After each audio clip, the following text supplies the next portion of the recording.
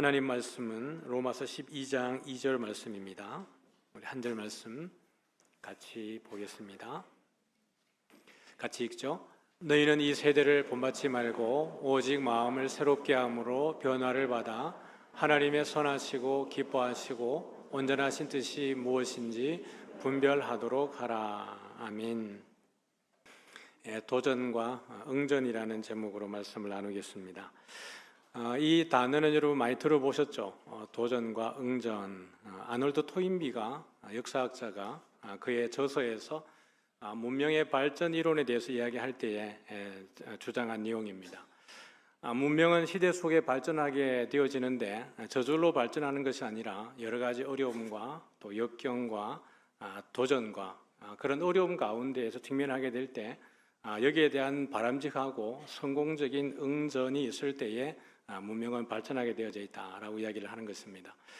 그러나 만약에 여기에 대해서 바르게 응전하지 못했을 때에, 바르게 대응하지 못했을 때 문명은 몰락하고 쇠퇴할 수도 있다라고 이야기를 하는 것이죠. 오늘 12장 2절을 통하여서 우리 성도에게 다가오는 도전과 또 성도가 어떻게 응전해야 되는지에 대한 부분들을 이 오늘 12장 2절을 통해서 함께 나누기를 원합니다. 2절은 1절의 부연 설명입니다. 지난주에 1절을 나누었는데 1절을 보면은 그러므로 형제들아 내가 하나님의 모든 자비하심으로 너희를 권하노니 너희 몸을 하나님이 기뻐하시는 거룩한 산 제물로 드리라. 이는 너희가 드릴 영적 예배니라, 합당한 예배니라 라는 1절에 대한 부연 설명이 2절입니다. 오늘 이 말씀을 나누기 전에 우리가 먼저 좀 고민해 볼 부분은 1세기를 살아갔던 성도들의 주변은 어땠을까를 한번 좀 잠시 살피고 지나가겠습니다. 오늘도 우리가 이렇게 모여서 예배하지만은 성도들의 삶의 바운더리가 교회 안에만 있는 것은 아니죠. 주일날이 되니까 우리가 수요일이 되고 금요일이 되고 또 새벽마다 나와서 예배드리는 그 시간들 이외에 또 다른 나머지의 대부분의 시간은 세상과 벗하여서 또 세상에 발을 딛고 살아가는 것이죠. 1세기를 살아갔던 성도들에게 직면했던 그 상황들을 보면은 로마의 통치 아래에 있었죠. 로마는 헬라의 영향을 받아서 다신론을 가지고 있습니다. 12신을 그들의 또 주신으로 섬기기도 했고 여러 잡신들을 너무 많이 섬겨서 거기 보면은 그 아테네 가면은 그 제단 이름 자체가 알지 못하는 신들이라고 하는 제단이 따로 있을 만큼 그만큼 많은 신들을 섬겼던 것이 헬라였고 또 로마이기도 했습니다. 그런 가운데에 기독교는 유대교의 한 분파로 여겨져서 유대교와 다른 전혀 분파로 여겨져 가지고 또 다른 하나의 사상 집단 내지는 작은 소그룹에 지나지 않는 것입니다. 종교로 인정을 받지 못하고 오히려 로마의 어떤 행정적, 정치적, 통치적으로 봤을 때는 그 질서와 어울리지 않는 좀 불편한 존재가 기독교였습니다. 그러다 보니까 기독교인으로 살아간다는 것은 상당히 어려운 거죠. 왜냐하면은 그 당시에 황제를 추앙하고 또 다신을 섬기고 그들의 모든 경제 활동 가운데에 우상 숭배가 전제되어져 있는 삶 가운데에 기독교인으로 사라진다는 것은 그것과 충돌이 반드시 일어나게 되어져 있습니다. 로마 입장에서 보면 황제를 주라고 섬겨야 되는데 그들은 말도 되지 않는 예수라고 하는 일을 주로 섬기는 것입니다. 팍스 로마나 로마의 힘으로 온 세상 가운데에 평화를 통치를 이루어야 되는데 그들은 하나님의 나라를 이야기하고 있기 때문에 그렇습니다. 그들과 맞지 않는 정치적 종교적 색깔을 가지고 있기 때문에 기독교는 1세기를 살아가는 가운데 상당히 많은 도전을 받게 되어지는 것입니다. 그러다 보니까 여러분 어려운 가운데에서 세상과 타협하고 세상으로 돌아가고 교회를 떠나버리는 기독교에 떠나는 이들도 많이 있었겠죠. 기독교의 불편하고 어려운 대상은 로마뿐만 아니었습니다. 의외로 기독교에 여러 가지 내부적인 영향을 미치고 또 교회의 걸림돌이 되었던 존재가 누구냐 그러면은 유대교였습니다. 기독교는 유대교에서 분파가 되어진 것이죠. 예루살렘에서 또 그리스도의 말씀을 통하여서 이스라엘 백성들에게 주의 말씀이 선포가 되어졌습니다. 그래서 초대 교회의 구성은 유대인들을 중심으로 교회가 세워지게 되는 것이죠.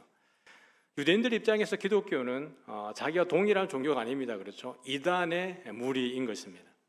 그러다 보니까 지속적으로 기독교를 괴롭히는 대상이 누구냐 그러면 유대교일 수밖에 없어요. 바울의 여러분 그 전도 여행 가운데에서 바울을 죽음에까지 이르도록 했던 일이 누구냐 그러면 유대인들이었습니다. 유대교 유대인들이 바울을 죽음에까지 이르도록 핍박을 했던 것이죠. 그만큼 교회가 놓여져 있는 상황은 교회 외적으로뿐만 아니라 그러한 유대교 베이스를 가진 사람들이 교회 안에 성도이었기 때문에 교회 안에도 여전히 유대교의 영향력이 미치고 있었고, 이것은 교회가 하나가 되는 데 큰 장애가 되기도 했던 것입니다.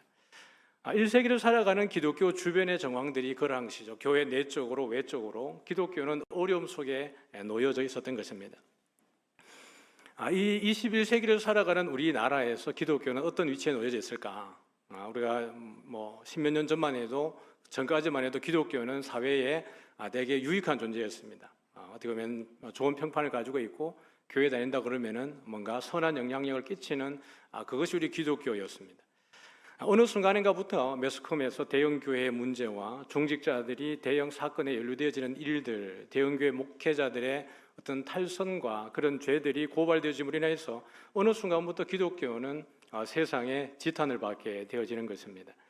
규모는 다르고 상황은 다르지만 어떻게 보면 전체적인 정서를 보면은 1세기를 살았던 그리스도인들이나 지금을 살고 있는 우리들의 모습을 보면은 교회 외적으로 바라보는 입장은 그렇게 썩 다르지 않습니다.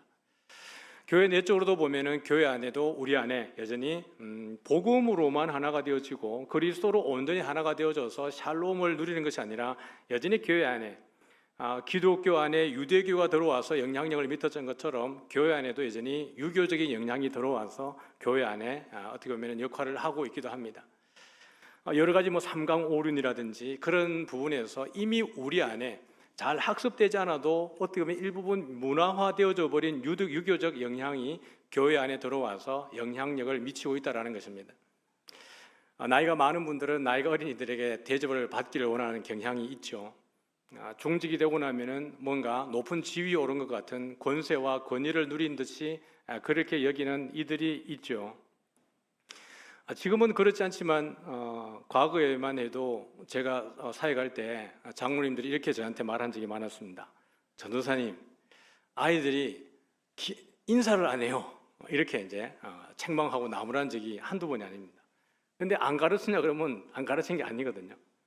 제 생각에는 장로님이 먼저 인사하면 좋을 텐데 먼저 봤잖아요. 봤으면 먼저 인사하면 될 텐데, 얘들아 안녕 그러면 될 텐데 인사할 때까지 기다렸다가 인사하지 않으니까 교육자에 가가지고 왜 인사 안 시키냐고 이렇게 얘기하는 것입니다. 이것이 여러분 유교적 문화가 우리 속에 들어온 것입니다. 권위주의, 명예에 대한 생각, 체면 문화, 이런 것들이 교회 안에 들어와 있는 것이죠. 우리가 직분을 받을 때에 이것은 명예직이 아닙니다. 더 낮은 자리에 들어가서 주의 종이 되고 예수님과 같이 제자들의 발을 씻기기 위해서 무릎을 꿇고 종의 형체가 되기까지 더 많은 일을 섬기기 위해서 그 중직을 맡는 것이지, 어떻게 보면 그것이 체면 문화처럼 내가 교회 이만큼 다녔으니까 내가 이 정도의 직분은 가져야 되지 않는가 라고 생각하는 것 자체가 그런 유교적 문화 속에서 배양되어지는 것입니다. 교회 안에는 어떠한 차별도 구별도 없어야 합니다. 교회 안에서는 모두가 평등하여야 하고 어떤 권위도 예수님 앞에서는 아무런 것도 아니어야 합니다. 교회 안에는 오직 주님만이 우리의 선생이고 우리의 권위자인 줄 믿으시길 바랍니다. 저도 모든 교육자들도 우리가 흔히 말하는 중직이라고 하는 그 자리들도 말이 중직이어서 중직인 것이지 무거운 짐을 진다는 뜻입니다. 중직이라고 하는 것은. 그러므로 그러한 여러 가지 영향력들이 교회 안에 들어와서 성도들과의 관계를 불편하게 하고 다음 세대들이 떠나가게 되어지는 일들이 그런 영향력 안에 있다라는 것입니다. 그런 걸 보면은 1세기를 사는 사람이나 지금을 사는 사람들이나 그렇게 크게 다르지 않다라는 것입니다.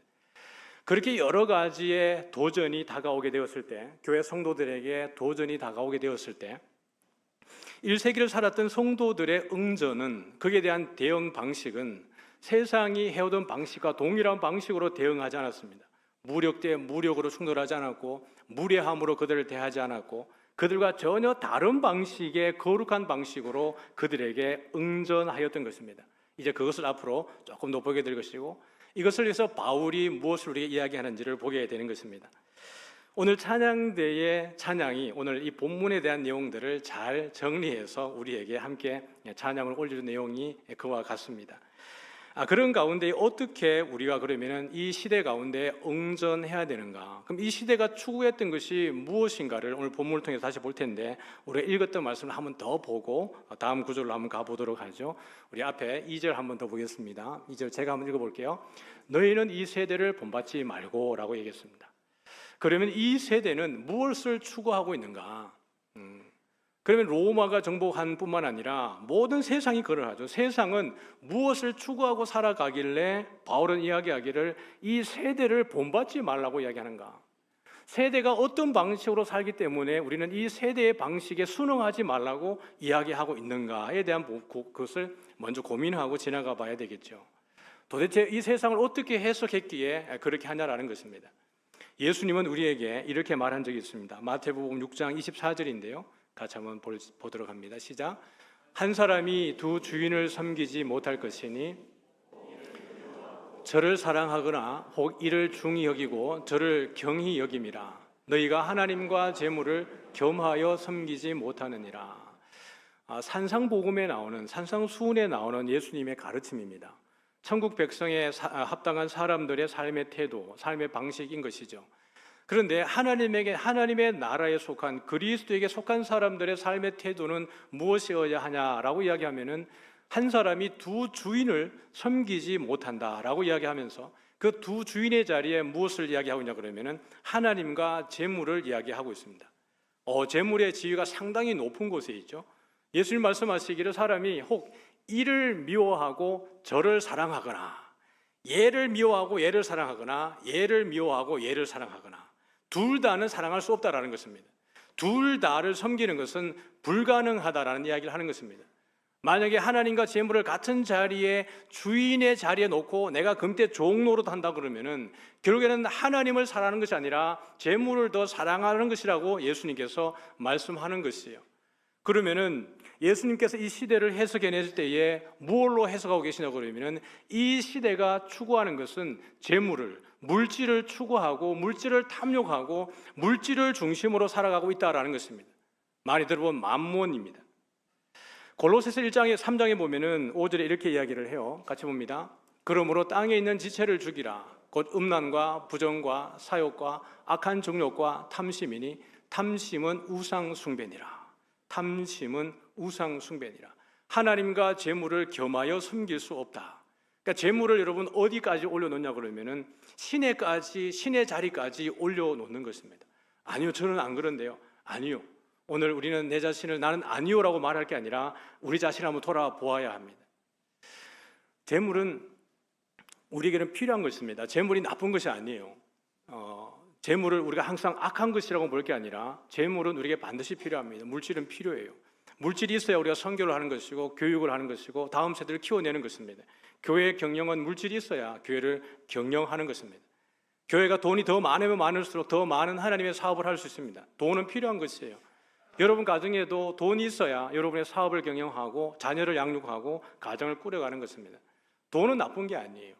근데 예수님께서 말씀하시는, 지적하는 것은 뭐냐 그러면은 돈을 하나님의 자리에까지 올리는 것에 대해서 말씀하시는 것입니다. 돈을 탐욕하는 것에 대해서 이야기하는 것입니다. 우리는 이렇게 기도할 수 있어요. 하나님, 저에게 물질을 더 많이 주십시오. 재물을 더 많이 주십시오. 하나님을 위해서 내가 더 많은 일을 해야 될 텐데 물질을 더 많이 주시면 감당하겠습니다 라고 기도할 수 있습니다. 예, 제가 헌금 기도할 때마다 어떤 기도합니까? 성도님들이 하늘의 신령한 복과 땅의 기름진 복을 통하여서 여러분들에게 쌀 곳이 없도록 하나님이 물질의 복을 주도록 기도하지 않습니까? 여러분이 다 부유해지기를 원하는 것입니다. 그러면 여러분이 기도할 때에 하나님 물질을 더 많이 주십시오. 그래야 내가 하나님의 일을 감당하겠습니다라고 기도할 때 그게 진심인지 뻥인지 오늘 자가 테스트 한번 하겠습니다. 자가 테스트를 한번 할 거예요. 여러분 진짜 그 기도를 진심으로 그렇게 기도하고 있습니까? 정말 여러분에게 지금보다 2배의 수입을 하나님이 더 주시면은 하나님을 위해서 더 많이 쓰시겠습니까? 10배를 주시면은 하나님 앞에 10배를 다 쓰겠습니까? 그렇다 그러면은 지금 어떻게 하고 있는지를 보십시오. 지금 여러분이 가진 물질 가지고 어떻게 쓰고 있는지를 한번 보셔야 합니다.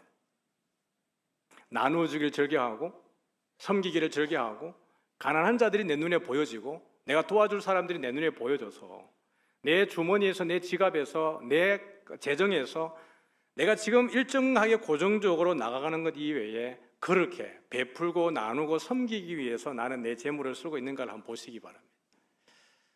하나님 앞에 지금은 내가 안 쓰고 있는데 하나님 2배로 주면 쓸게요. 사기입니다. 안 될 확률이 거의 많습니다. 단정할 수는 없지만 말입니다. 작은 것이라 할지라도 여러분들이 나누어야 합니다. 한번 숙제를 드리죠. 숙제를 드릴 때 여러분들 숙제를 참 잘 해오셨어요, 지금까지. 그래서 제가 숙제를 한번 더 드리겠습니다. 한 주 동안 앞으로는, 한 주 말고 앞으로는 여러분들이 한번 나누어 주십시오. 밥을 사든지 커피를 사든지 선물을 사든지 구제를 하든지 아니면 하나님께 더 많은 헌금을 하든지, 그게 무엇이든지 간에 여러분이 지금까지 하고 계신 분들은 그냥 그대로 하시면 되지만은 안 해보셨다 그러면은 지금까지 나도 모르게 자꾸 손이 이렇게 움켜잡아져요. 내가 나누고 싶은데 안 하고 싶은 게 아닌데 힘들어요. 내 먹을 게 잘 없어요. 내가 쓸 게 없어요. 그래도 나누십시오. 그리고 그런 가운데 여러분들이 나누는 것이 얼마나 행복한지를 누려보셨으면 좋겠습니다. 다른 사람에게 베푼다는 것이 얼마나 기쁘고 행복하다는 것을 여러분들이 한번 만끽하기를 축복합니다. 이걸 여러분 맛보셔야 해요. 다른 이들에게 맛있는 밥이 싸도 괜찮죠. 국수 한 그릇, 라면 한 그릇도 괜찮습니다. 김밥 하나를 나눠도 괜찮습니다. 그런데 이것을 사서 나눠줄 때 이게 얼마나 행복한지, 소름 돋도록 행복한 그 마음을 여러분들이 경험하셔야 합니다. 근데 옆에 있는 그 사람들에게 내가 나눌 때도 이렇게 행복한데 주를 위해서 내가 뭔가를 더 섬기고 더 나눌 때 여러분 얼마나 더 행복하겠어요. 이것이 우리 마음속에 진실로 행복해져서 하나님, 내가 섬겨야 될 이들이 더 많습니다. 선교사님들이 선교하는 가운데에 정말 내가 더 많은 것으로 섬겨서 5천 명도 그 선교사님의 손을 통해서 5천 명도 살리고 5만 명도 살리고 10만 명도 살려내고, 우리 주변의 가난한 이들에게 나의 물질이 흘러가서 그 가난한 이들을 도와내며 교회 가는 사역 가운데에 하나님 이렇게 해서 그들을 섬겨야 되겠습니다 라고 하는 이 간절한 마음이 여러분에게 있다면 여러분이 10배의 그 재물을 간구해도 무엇이 나쁘겠어요? 그러나 그것이, 기도는 그렇게 하지만 정작 내가 뭔가 들어왔을 때 하나도 쓰고 싶지 않고 내가 10년 동안 열심히 모아가지고 내가 나이 40까지 50까지 10억을 모으고 난 이후에 그때부터 내가 마음껏 누리면서 살아야지. 그런 이들에게 여러분 10배의 그 유익은, 2배의 수입의 유익은 어떤 유익이 있겠습니까? 오히려 그것은 그들에게 독이 되어지는 것입니다. 바울은 이것을 너무나 잘 알았기 때문에 디모데전서 6장에 이렇게 이야기하는 것이죠. 9절과 10절인데 같이 한번 읽어보겠습니다. 시작. 부하려 하는 자들은 시험과 올무와 여러 가지 어리석고 해로운 욕심에 떨어지나니 곧 사람으로 파멸과 멸망에 빠지게 하는 것이라. 돈을 사랑함이 일만하게 뿌리가 되나니 이것을 탐내는 자들은 미혹을 받아 믿음에서 떠나 많은 근심으로서 자기를 찔렀도다. 물질도 여러분 은사입니다. 은사는 선물이잖아요. 여러분 성도님들은 모두가 다 은사를 받은 줄 믿으시길 바랍니다. 은사가 없는 분은 없어요. 다음 주에 그걸 제가 다룰 거예요. 은사가 없는 분은 한 분도 없습니다. 예수님을 나의 구주로 영접한 사람 가운데 나는 은사를 못 받았어요. 아니요, 자기 은사가 뭔지를 본인이 몰라서 그래요. 하나님은 각자의 분량대로, 믿음의 분량대로 다 은사를 주셨습니다. 재물도 뭐라고요? 은사라고요. 그러면 은사라는 것은 선물이라는 것인데 물질의 복을 많이 주신 분이 있습니다. 많이 받으신 분이 있을 거예요. 그러면 그 물질의 복을 많이 받은 사람들은 하나님이 물질을 주실 때에 어떠한 목적으로, 어떠한 사명으로 물질을 주셨을까요? 쓰라고 준 거예요. 누굴 위해 쓰라고 준 거예요? 네, 하나님의 나라를 위해서 쓰라고 준 거예요. 차곡차곡 재가지고 자기 배불리라고 준 게 아니고 하나님의 나라를 위해 쓰라고 주신 은사예요. 여러분, 은사 가운데에서 하나님이 여러분에게 은사를 주셨어요. 근데 은사를 안 써요. 은사를 주셨는데 은사를 안 써요. 그럼 어떤 현상들이 벌어지던가요? 은사를 받아보셨던 분들 한번 얘기해 보세요. 어떻게 돼요? 없어져요. 은사를 받았는데 쓰지 않잖아요. 은사가 사라져요. 은사는 쓸 때에 하나님이 그것을 더 귀하게 사용하셔서 드러나게 하시는 것입니다. 그러면 물질을 많이 복을 못 받았다, 물질의 은사가 없다, 그걸 부러워할 이유가 하나도 없는 것이 부러워하지 않을 만큼의 다른 은사가 여러분에게 있는 줄 믿으시기 바랍니다. 가르치는 은사와 섬기는 은사와 또 어떻게 보면 교육하는 것, 또 여러 가지 어떻게 보면 주변을 구제하는 것, 말로 할 수 없는 이 물질의 은사와는 비교할 수 없는 여러분만에게 필요한 하나님의 은사를 주셨기 때문에 물질의 은사를 부러워할 이유가 아무것도 없어요. 바울이 지금 이야기하는 것은 탐욕에 대한 것을 지적하고 있는 것입니다. 부하려고 탐욕하는 자, 욕망하는 자들에 대해서 경고하고 있는 것입니다. 하나님, 제가 물질을 좀 더 가지고 나면 주를 위해 헌신할게요. 얼마를 더 가져야 채워지는 것입니까? 욕망의 그릇은 너무나 커서 채워도 끝이 없습니다.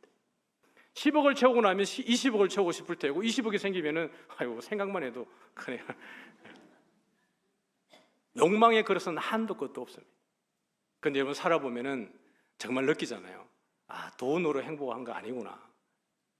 이제 한 해 두 해가 지나가 보고 아, 내 몸의 근력이 빠져가고 내가 옛날과 다르다는 것을 내 스스로 깨닫게 되어지는 것이고, 세상은 나에게 뭔가 점점 불편해지는구나. 식당에 가도 뭔가 자꾸 눌러야 주문하게 되어지는 것이고, 뭔가 주문하려고 그러니까 큰 이게 키오스크 같은 것을 해야 되고, 세상은 편해졌다 그러는데 왜 나에겐 더 불편해지는 거지? 그러면 이미 우리는 나이를 먹고 있는 것입니다. 그때가 되면 돈이 1억이 있어도 그게 뭔 의미가 있겠습니까? 내가 내 몸을 마음껏 움직일 수 있는 그 때가 이제 지나가 버리고 뭔가 지팡이를 의지해야 되고 다른 무언가를 의지해야 될 때, 그때가 되면은 아, 돈이 내한테 그렇게 썩 유익은 아니구나라는 걸 깨닫게 되는 거죠.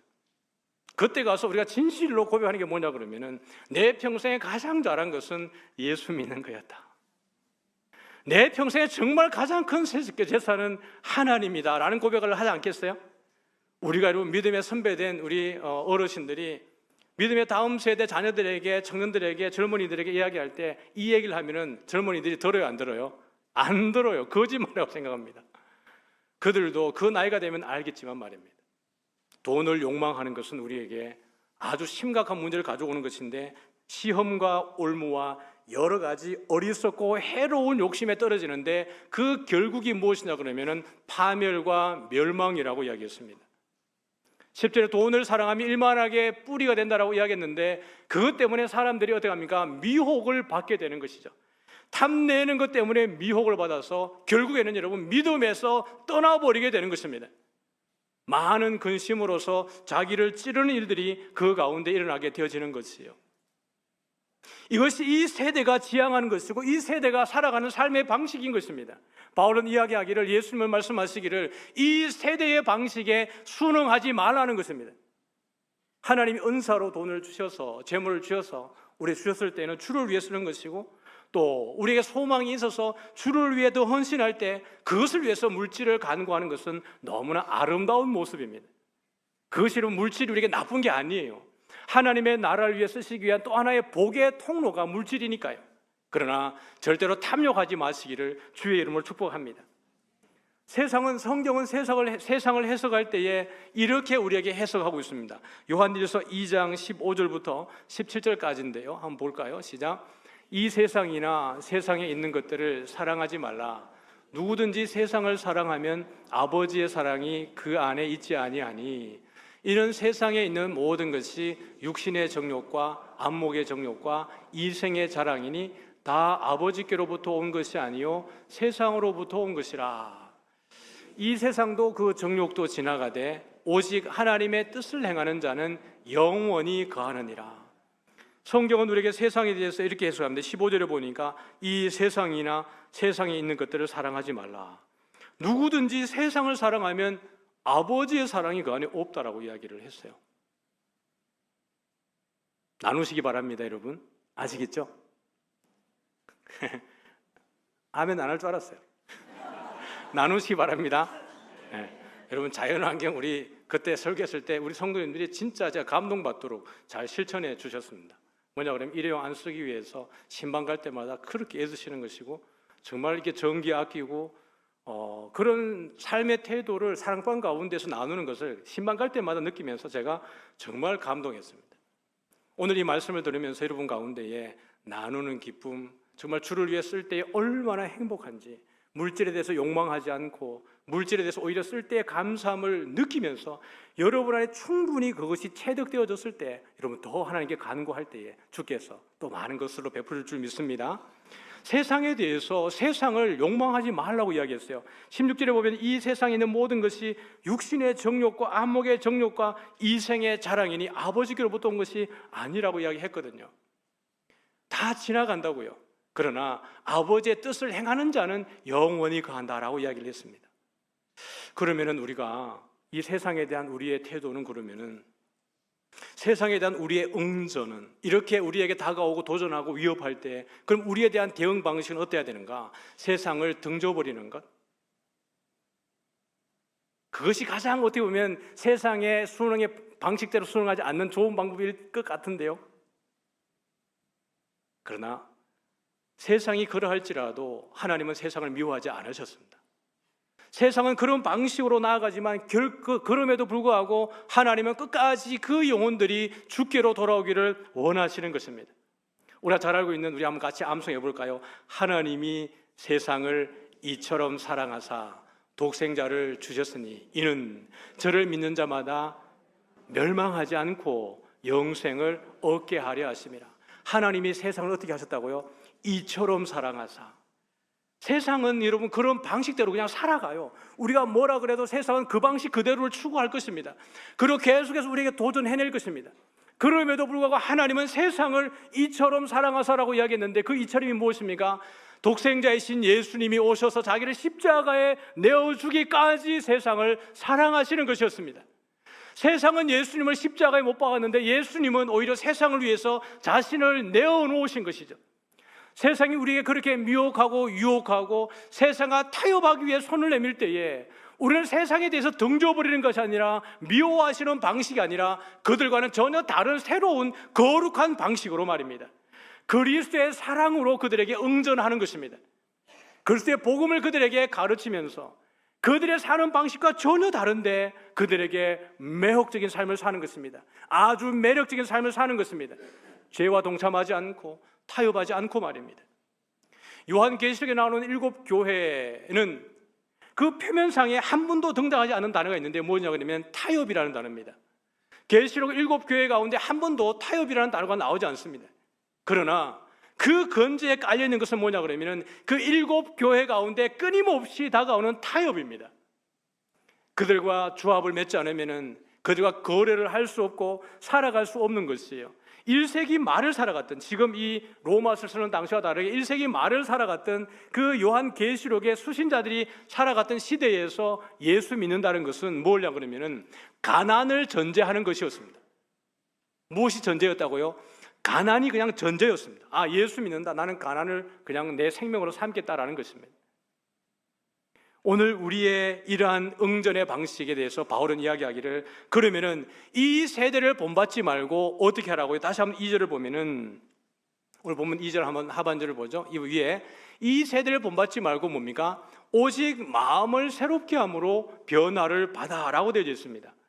2절은 1절의 부연 설명이고 2절의 전반부와 하반부는 나누어져 있는데, 이 밑에 하나님의 선하시고 기뻐하시고 온전하신 뜻이 무엇인지 분별하기 위해서 필요한 것이 뭐냐 그러면 우리의 마음을 새롭게 함으로 변화를 받는 것입니다. 우리가 새롭게 거듭나는 것입니다. 여러분, 우리가 지금은 예수님으로 인하여서 거룩한 의인이 되어지는 것이고 하나님의 백성이 되어지는 것이지만 우리의 옛 습성은, 옛 자아는 어떤 것입니까? 우리에게서 그리스도를 한번 싹 빼버리시죠. 하나님을 우리 가운데서 한번 다 덜쳐내버리시죠. 복음을 다 빼버렸습니다. 그럼 우리는 어떤 존재인 것입니까?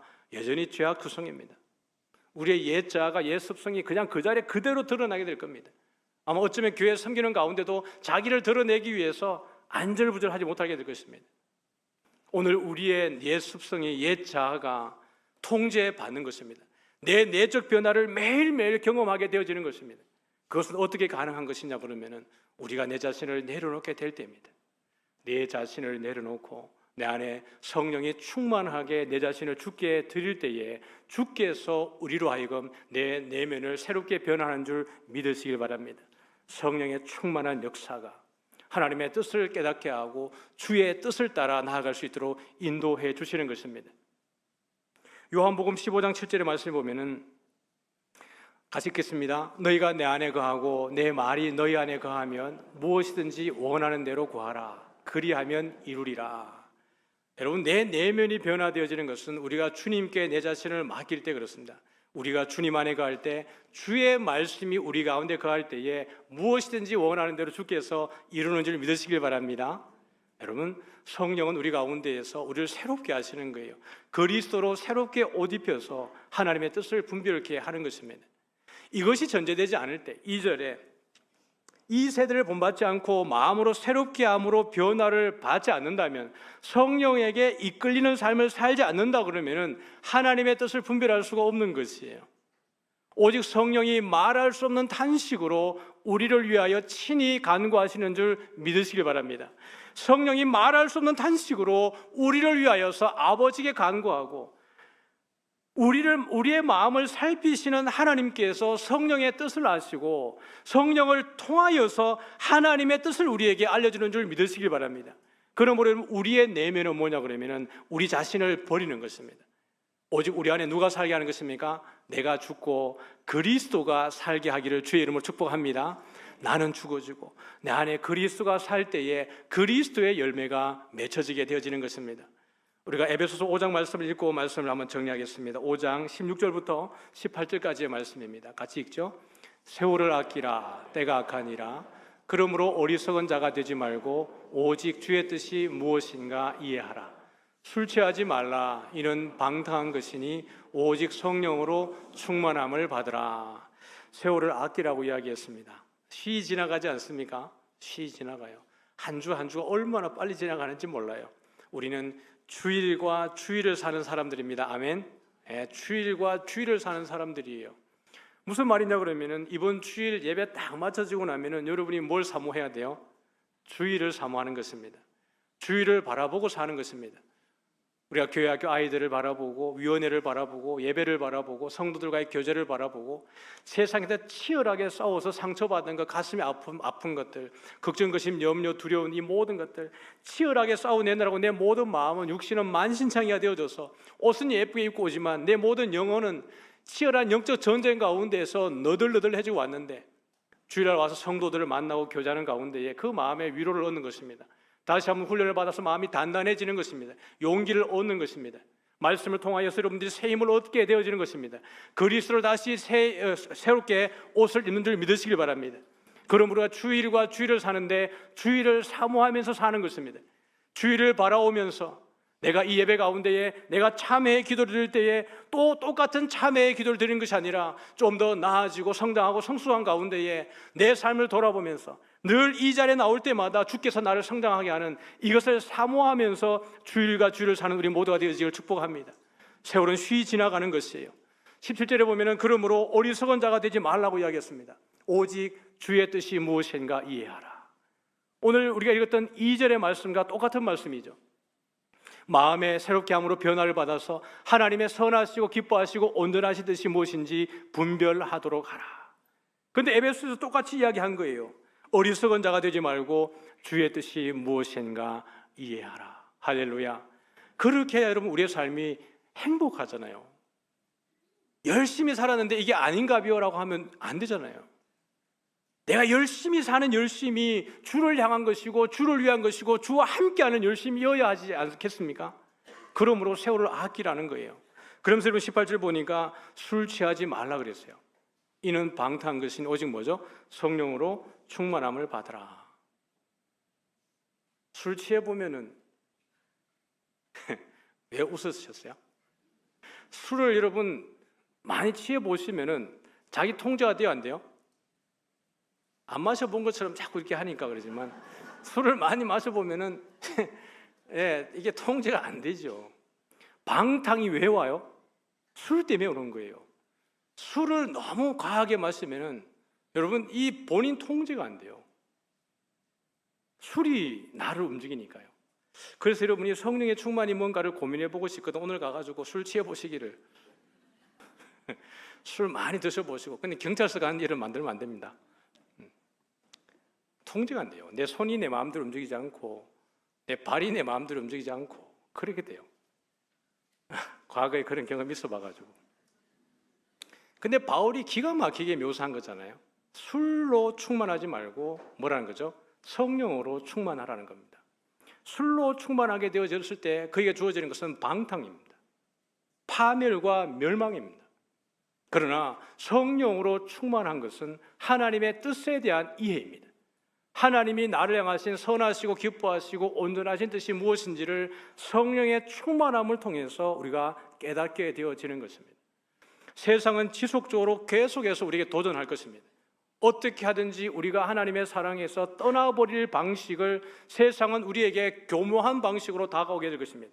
양의 가죽을 덮어쓰고 우리가 눈치채지 못하는 방식으로 아마 우리가 주님 나라 가는 그날까지 우리에게 도전이 다가오게 될 것입니다. 어쩌면 이번 주에도 여러분이 그 수많은 도전과 직면하는 가운데에 응전을 하면서 온 것이지요.